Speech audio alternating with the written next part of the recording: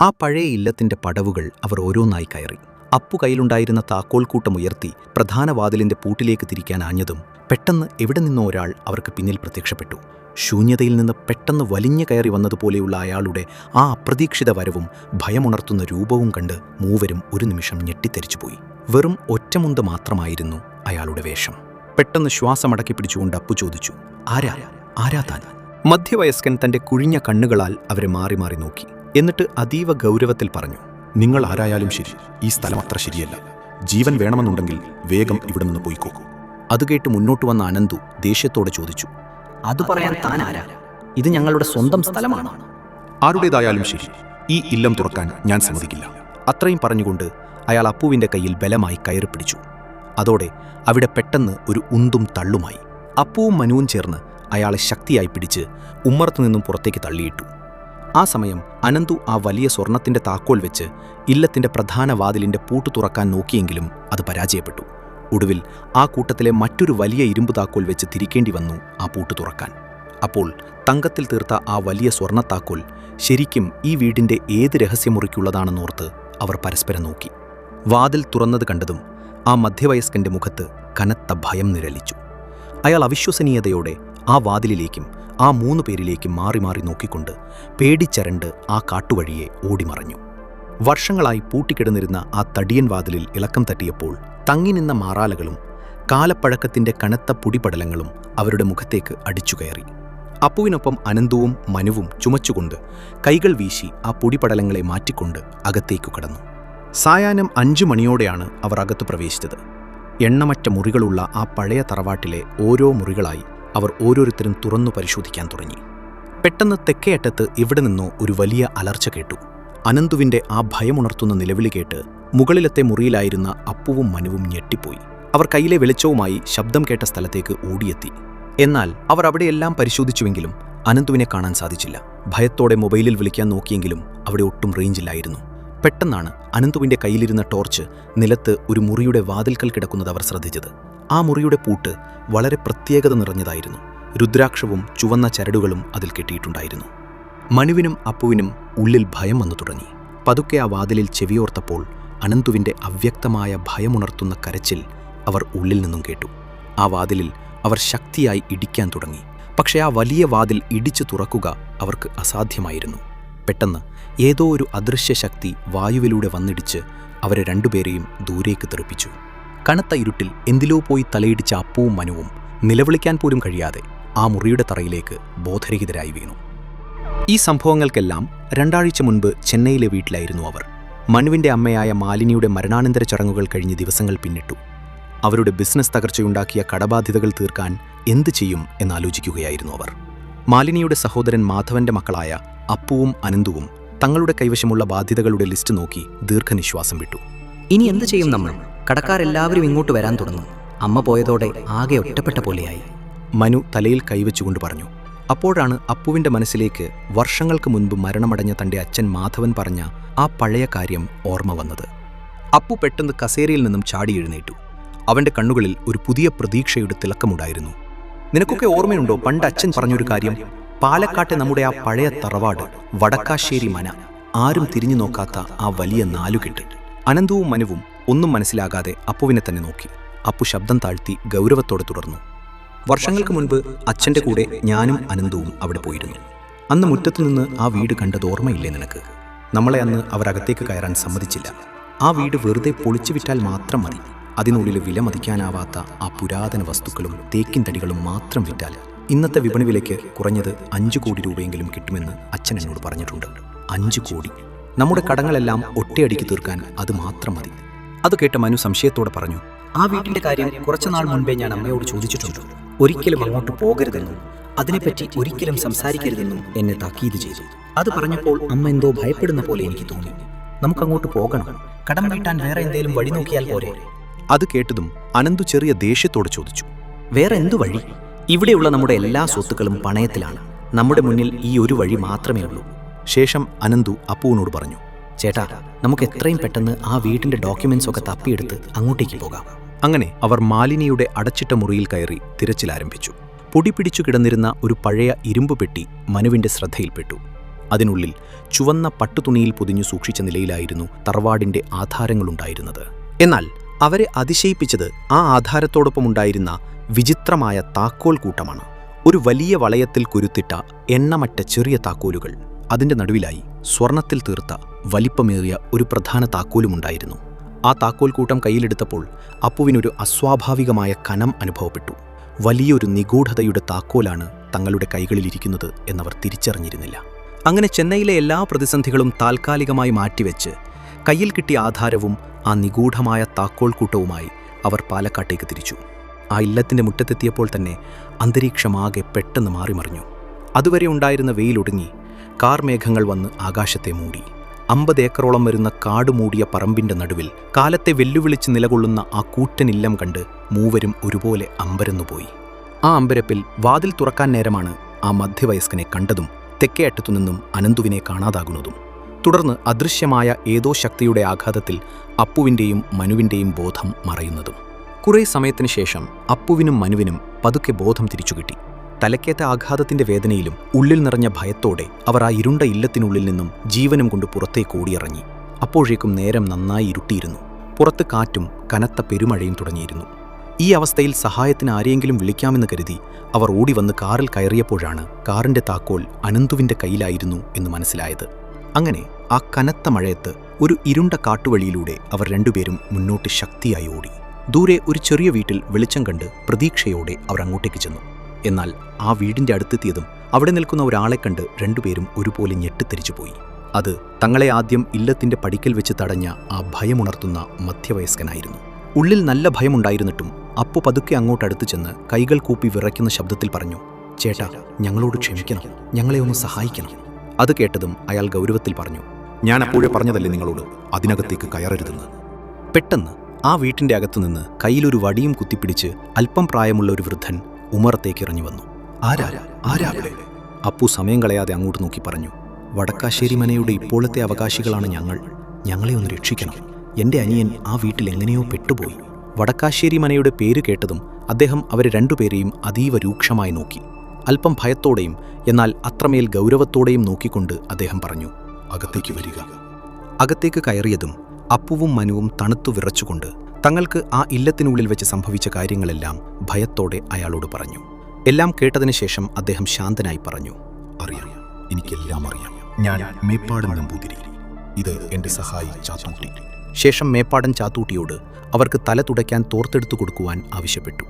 അവർ തല തുടയ്ക്കുന്നതിനിടയിൽ മേപ്പാടൻ തുടർന്നു, ഈ രാത്രിയിൽ ആ ഇല്ലത്തേക്ക് പോകുന്നത് അത്യന്തം അപകടമാണ്. പെട്ടെന്ന് അദ്ദേഹം മനുവിനെ സൂക്ഷിച്ചു നോക്കിക്കൊണ്ട് ചോദിച്ചു, മനു അല്ലേ, മാലിനിയുടെ മകൻ? അപ്രതീക്ഷിതമായ ആ ചോദ്യം കേട്ട് മനു അതീവ വിസ്മയത്തോടെ അപ്പുവിനെ ഒന്ന് നോക്കി. ശേഷം തലയാട്ടി അതെ എന്ന് പറഞ്ഞു. അപ്പോൾ മേപ്പാടൻ ഒരു ദീർഘനിശ്വാസത്തോടെ പറഞ്ഞു, പ്രത്യേകിച്ച് മനു ഇന്നവിടെ പോകുന്നത് അവന് കൂടുതൽ ശക്തി നൽകും. പക്ഷെ പേടിക്കേണ്ട, നിങ്ങളുടെ സഹോദരൻ ഇപ്പോൾ ഒന്നും സംഭവിക്കില്ല. അവന് വേണ്ടത് മനുവിനെയാണ്. അത് കേട്ടതും അപ്പുവിൻ്റെയും മനുവിൻ്റെയും മനസ്സിൽ ഒരുപാട് ചോദ്യങ്ങൾ ഒരേ സമയം ഉയർന്നു വന്നു. ഈ മനുഷ്യൻ എങ്ങനെ തങ്ങളെ അറിയുന്നു? ആരാണ് ആ ഇല്ലത്തിനുള്ളിലുള്ളത്? അവരെന്താണ് സംഭവിക്കുന്നത്? അവരുടെ ഭാവം കണ്ട് അദ്ദേഹം തുടർന്നു, എനിക്കറിയാം, നിങ്ങൾക്കിപ്പോൾ ഒന്നും മനസ്സിലാകുന്നുണ്ടാക്കില്ല. എല്ലാം ഞാൻ പറയാം. നിങ്ങൾ അറിയേണ്ടത് 30 വർഷം മുൻപ് നടന്ന സംഭവങ്ങളാണ്. കൃത്യമായി പറഞ്ഞാൽ ഈ മനുവിൻ്റെ ജനന സമയം. അദ്ദേഹം അല്പം നിർത്തിയ ശേഷം മനുവിനെ നോക്കി വീണ്ടും സംസാരിക്കാൻ തുടങ്ങി. മാലിനിക്കും ഭർത്താവ് ഭദ്രനും ഒരുപാട് വൈകിയാണ് ഒരു കുഞ്ഞ് ജനിക്കുന്നത്. പക്ഷേ ജനിച്ചു വീണ് ഏതാനും മണിക്കൂറുകൾക്കുള്ളിൽ തന്നെ ആ കുഞ്ഞ് മരണമടഞ്ഞു. പക്ഷേ മാലിനി തൻ്റെ കുഞ്ഞിനെ അങ്ങനെ ഉപേക്ഷിക്കാൻ തയ്യാറല്ലായിരുന്നു. മാലിനിയുടെ സങ്കടം സഹിക്കാനാവാതെ അവളുടെ അച്ഛൻ രാജശേഖരൻ എന്നെ വന്ന് കണ്ടു. ഏതു വിധേനയും ആ കുഞ്ഞിന് ജീവൻ തിരിച്ചു നൽകണമെന്നായിരുന്നു അവരുടെ ആവശ്യം. എൻ്റെ ഉറ്റ സുഹൃത്തായ ശേഖരനോട് മറുത്തെന്തെങ്കിലും പറയാൻ എനിക്ക് കഴിഞ്ഞില്ല. ഒടുവിൽ പ്രകൃതി നിയമങ്ങൾക്ക് വിരുദ്ധമായി ചാത്തനെ ആവാഹിച്ച് വരുതിയിലാക്കുക എന്നതല്ലാതെ മറ്റൊരു വഴിയും എൻ്റെ മുന്നിലുണ്ടായിരുന്നില്ല. അങ്ങനെ 3 ദിവസത്തെ കഠിനമായ പൂജകൾക്കൊടുവിൽ ഞാൻ ചാത്തനെ പ്രത്യക്ഷപ്പെടുത്തി. ആ കുഞ്ഞിന് ജീവൻ നൽകാൻ ചാത്തൻ തയ്യാറായി. പക്ഷെ അതിനൊരു കടുത്ത നിബന്ധനയുണ്ടായിരുന്നു. പ്രകൃതിയുടെ നിയമം തെറ്റിക്കുമ്പോൾ പകരം മറ്റൊന്ന് നൽകണമല്ലോ. അതിനായി ചാത്തൻ മുന്നോട്ട് വെച്ച ഉപാധി ഭയപ്പെടുത്തുന്നതായിരുന്നു. 30 വർഷത്തേക്ക് ചാത്തന്റെ പൂർണ്ണരൂപത്തെ ഒരു ചെമ്പുകുടത്തിലാക്കി ആ ഇല്ലത്തിന്റെ ഭൂഗർഭമുറിയിൽ കുരിച്ചിടണം. ആ 30 വർഷം ഈ കുഞ്ഞ് സാധാരണ മനുഷ്യനെ പോലെ ജീവിക്കും. എന്നാൽ ആ 30 വർഷങ്ങൾ കഴിയുമ്പോൾ ആ ശരീരം ചാത്തന് സ്വന്തമാകും. അതായത് ചാത്തന്റെ ആത്മാവ് ആ ശരീരത്തിൽ കയറും. പൂർണ്ണമായും ആ ശരീരം ചാത്തന്റെ നിയന്ത്രണത്തിലാവും. ആദ്യം കേട്ടപ്പോൾ ഞങ്ങൾ ഭയന്നെങ്കിലും ആ അമ്മയുടെ കണ്ണീരിനു മുന്നിൽ ഞങ്ങൾക്കത് സമ്മതിക്കേണ്ടി വന്നു. അങ്ങനെയാണ് മനുവിന് ജീവൻ തിരിച്ചു കിട്ടുന്നത്. ഒരു ദുർമൂർത്തിയുടെ കാവലിലാണ് തങ്ങൾ ജീവിക്കുന്നതെന്ന ഭയം കൊണ്ടാണ് മാസങ്ങൾക്കുള്ളിൽ തന്നെ ആ തറവാടും നാടും ഉപേക്ഷിച്ച് നിങ്ങളുടെ തറവാട്ടിലെ എല്ലാവരും മദ്രാസിലേക്ക് പോകുന്നത്. മനു ഒരിക്കലും തറവാട്ടിലോട്ട് വരാതിരിക്കാനുമാണ് അവരെല്ലാം ഉപേക്ഷിച്ചു പോയത്. പക്ഷേ കാലം കരുതിവെച്ച വിധി മറ്റൊന്നായിരുന്നു.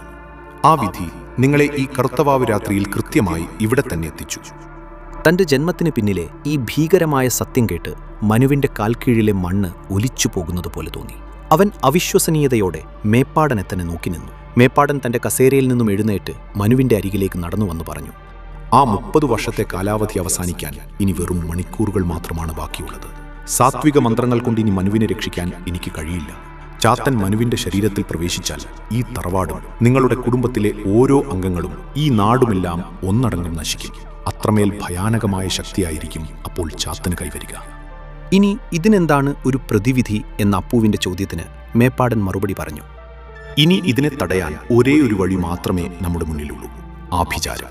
ആഭിചാരക്രിയകളിലൂടെ അധർമ്മം പഠിച്ച ഇരുണ്ട ശക്തികളെ കൈപ്പിടിയിലൊതുക്കിയ ഒരു ദുർമന്ത്രവാദിക്ക് മാത്രമേ ഇനി നമ്മളെ രക്ഷിക്കാൻ കഴിയുള്ളൂ.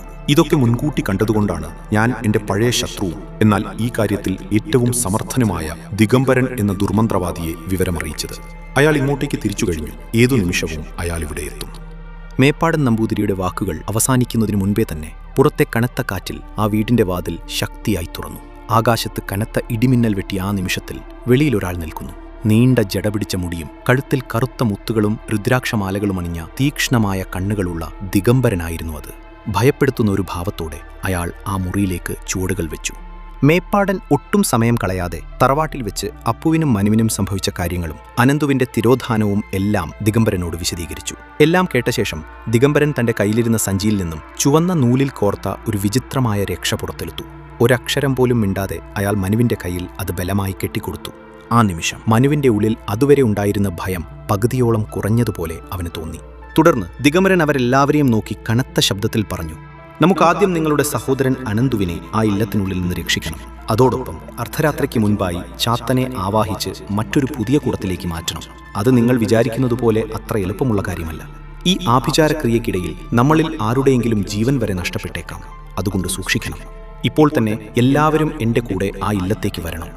ദിഗംബരന്റെ ആ കൽപ്പന കേട്ടതും മേപ്പാടൻ നമ്പൂതിരിയും അപ്പുവും മനുവും ഒപ്പം കയ്യിലൊരു വലിയ മൺവെട്ടിയുമായി ചാത്തൂട്ടിയും ആ പെരുമഴയത്തേക്കിറങ്ങി.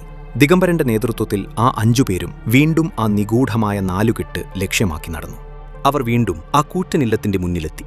ദിഗംബരന്റെ മന്ത്രശക്തിയുടെ പിൻബലത്തിൽ അവർ നേരെ അനന്തു അപ്രത്യക്ഷനായ ആ തെക്കേയറ്റത്തെ മുറി ലക്ഷ്യമാക്കി നീങ്ങി. മുൻപ് അവരെ അടിച്ചു താഴെയിട്ട ആ അദൃശ്യശക്തി വീണ്ടും തടസ്സങ്ങൾ സൃഷ്ടിക്കാൻ നോക്കിയെങ്കിലും മേപ്പാടൻ തന്റെ മന്ത്രവടി ഉയർത്തി ആ പ്രതിബന്ധങ്ങളെയെല്ലാം തട്ടിമാറ്റി വാതിൽ ബലമായി തുറന്നു. അകത്ത് തറയിൽ ബോധരഹിതനായി കിടന്നിരുന്ന അനന്തുവിനെ അപ്പു വിളിച്ചുണർത്തി. ചുറ്റും നടക്കുന്ന ഭീകരമായ അവസ്ഥകളെക്കുറിച്ച് വളരെ ചുരുങ്ങിയ വാക്കുകളിൽ അവൻ വിവരിച്ചു കൊടുത്തു.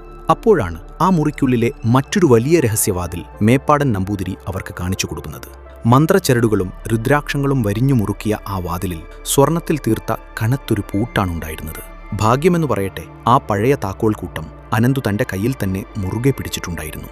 മേപ്പാടൻ വേഗം അനന്തുവിന്റെ കയ്യിൽ നിന്നും ആ കൂട്ടത്തിലെ തിളങ്ങുന്ന സ്വർണത്താക്കോൽ വാങ്ങി ആ രഹസ്യവാതിലിന്റെ പൂട്ടിലിട്ട് തിരിച്ചു. കനത്ത ശബ്ദത്തോടെ ആ നിഗൂഢമായ വാതിൽ പതുക്കെ തുറന്നു.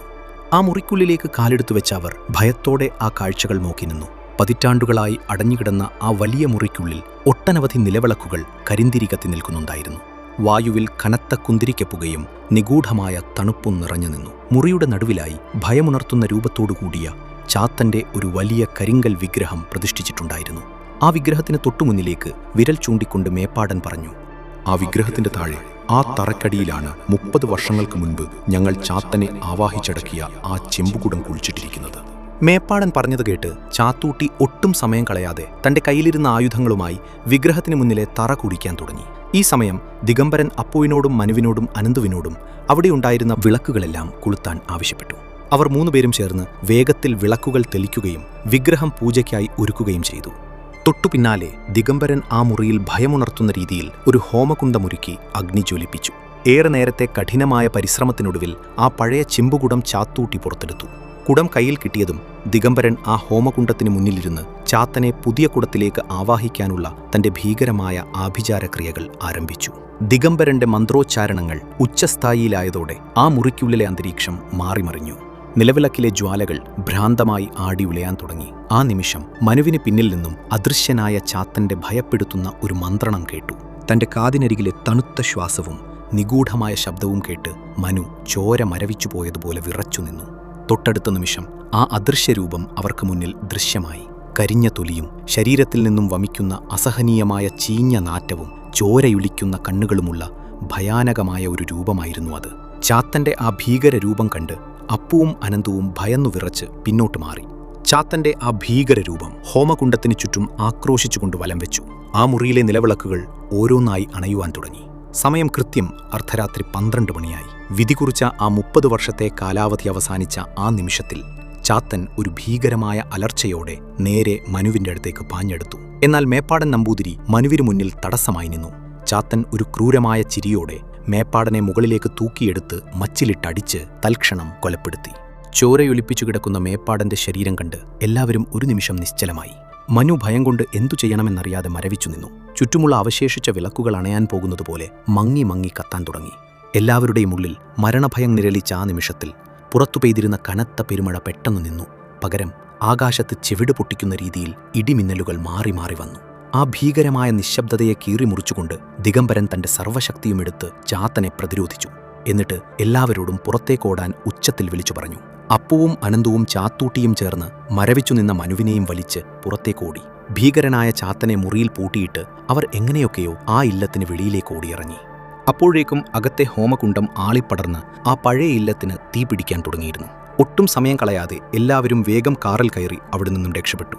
കാറിലിരുന്ന് തിരിഞ്ഞു നോക്കി അവർ കണ്ടത് ആ വലിയ ഇല്ലം മൊത്തമായി തീ വീഴുന്ന കാഴ്ചയായിരുന്നു. തങ്ങളെ രക്ഷിക്കാൻ നോക്കുന്നതിനിടയിൽ മേപ്പാടൻ നമ്പൂതിരി ക്രൂരമായി കൊല്ലപ്പെട്ടതോർത്ത് കാറിന്റെ പിൻസീറ്റിലിരുന്ന് ചാത്തൂട്ടിയുടെ കണ്ണുകൾ നിറഞ്ഞു. പെട്ടെന്ന് അപ്പു ഭയന്നു വിറച്ചുകൊണ്ട് കാർ സഡൻ ബ്രേക്കിട്ടു.